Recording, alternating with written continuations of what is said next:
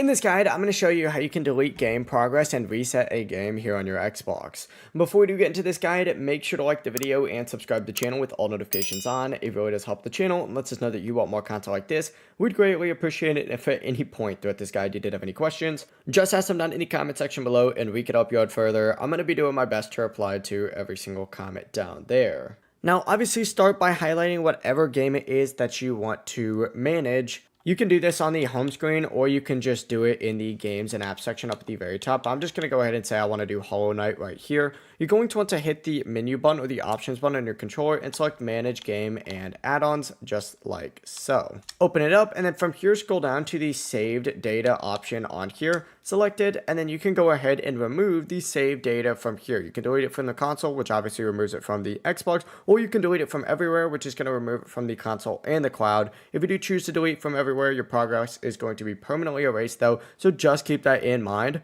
Do whatever you want to do and make sure that's exactly what you want to do before continuing.